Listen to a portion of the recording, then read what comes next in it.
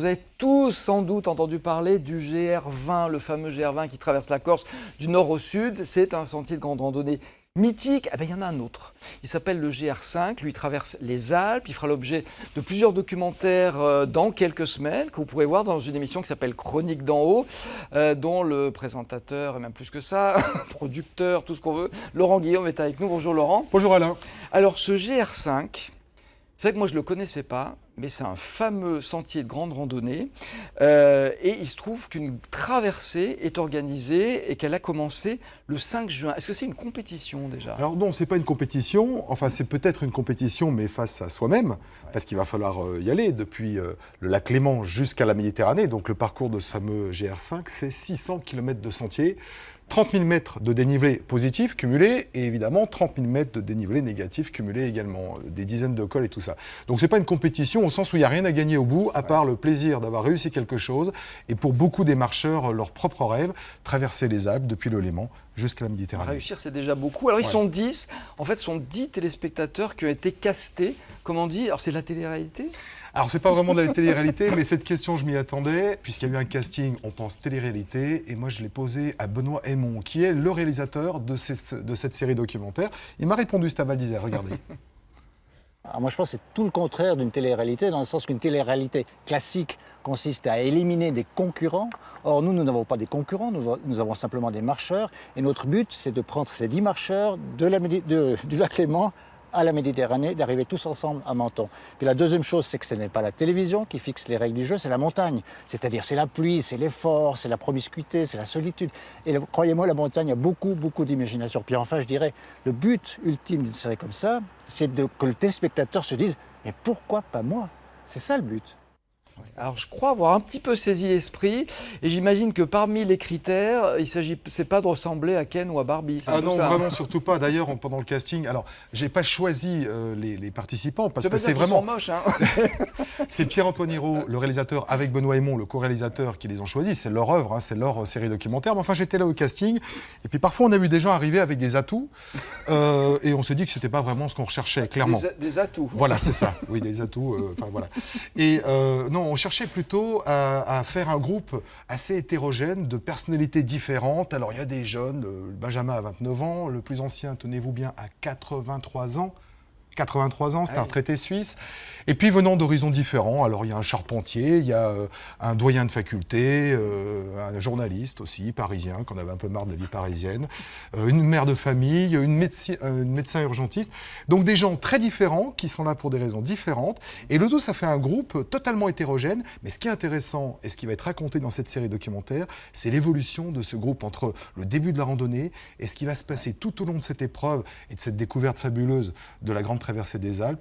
Comment arriveront-ils en Méditerranée? On saura ça, nous, en juillet, et puis dans Chronique d'en haut, beaucoup plus tard. Est-ce que l'objectif qu'ils visaient va être atteint? Et justement, quelles étaient leurs motivations? Alors, les motivations sont extrêmement diverses. Hein. Il y a quand même pas mal de gens qui, à un moment de leur vie, allez, à 40 ou 50 ans, ça dépend un peu, si vous voyez ce que je veux dire, se posent... Pourquoi est-ce qu'on me regardait en disant 50 ans? Plus près des 60, d'ailleurs. Vous l'êtes fait avant. Se pose des questions sur le sens de, pas de la vie, mais voilà ce que j'ai fait, voilà ce que je veux faire, et on a besoin de retrouver un peu l'essentiel. Donc il y a beaucoup de gens qui étaient motivés pour ça. Et puis d'autres qui ont eu des accidents de la vie, des accidents de montagne, qui ont dû se reconstruire et qui avaient besoin de tourner la page de cette façon-là. D'autres qui voulaient prendre l'air. Mais oui, quitter la vie parisienne, la vie des médias parisiens, et puis retrouver un peu l'essentiel, des gens vrais, authentiques, qu'on trouve parfois, mais pas toujours dans notre milieu. Donc ça fait des motivations très différentes. Oui. Alors justement, petit panel comme ça, ils ne sont pas tous les 10, mais on va écouter leurs motivations. Regardez, c'est intéressant. J'ai voulu faire cette aventure pour aller non seulement au-delà des montagnes, mais surtout au-delà de mes peurs. J'ai décidé de m'inscrire parce que j'ai eu une histoire un petit peu compliquée. Il y a 8 ans, j'ai monté une entreprise. Il y a 4 ans, j'ai fait un burn-out, faillite.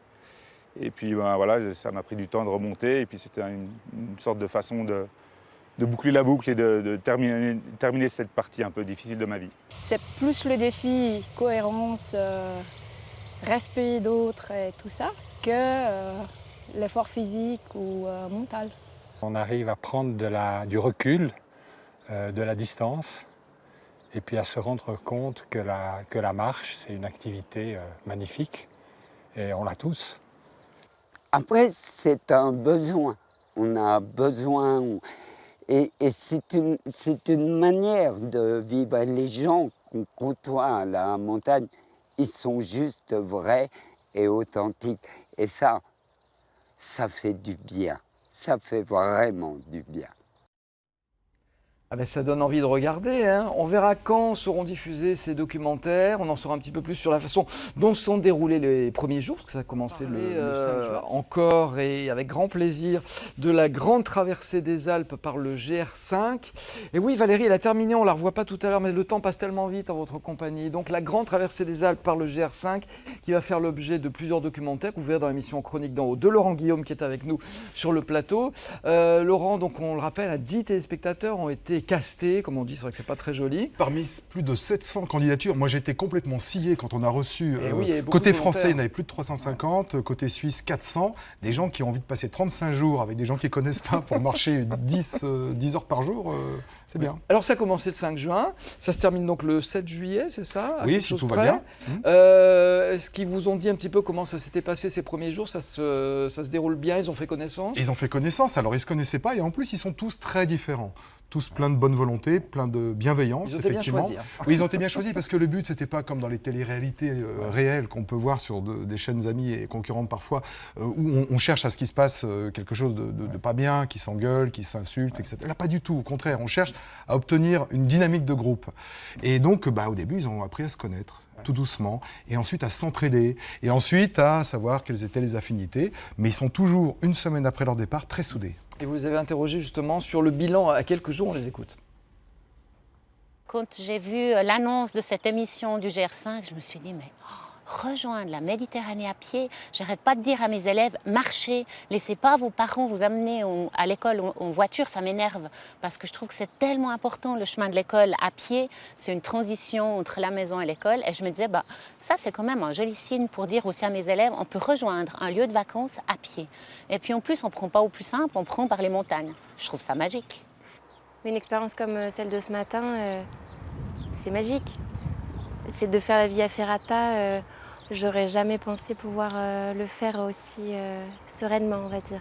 Et après une semaine d'aventure comme ça, en fait, c'est passé tout seul. Dès que je suis arrivé sur la grande traversée et que j'ai rencontré mes collègues de randonnée, voilà, j'ai senti cette chaleur humaine, cette bienveillance. J'ai l'impression qu'on est tous sur la même longueur d'onde. Et je dirais que voilà, notre groupe de 10 et de 11 avec le guide, il y a une grande humanité entre nous. Et ça fait plaisir. Donc déjà à quelques jours du début de cette grande aventure, on sent que c'est positif pour eux.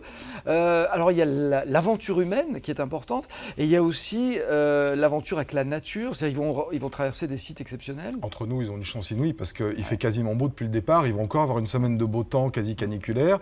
Il y a quand même eu du brouillard les 2 premiers jours, là ça calme un peu pour les 1600 premiers mètres de dénivelé entre Saint-Gingolf et puis les Cornettes de Bise, donc là c'est un peu plus dur. Mais globalement, oui, ils vont tout doucement s'habituer à eux-mêmes déjà, et puis à vivre en groupe. C'est surtout la vie en groupe qui est compliquée, Alain, parce qu'ils dorment dans des refuges. Vous avez déjà fait ça? Non. Bon, voilà, je vous explique rapidement. Vous êtes 10 parfois par chambre, avec des gens qui parfois ronflent, et on peut rien y faire, et qui se lèvent très tôt en plus. Voilà. Donc ça apprend à vivre ensemble et à supporter les autres. Et c'est pas ce qu'il y a de plus facile.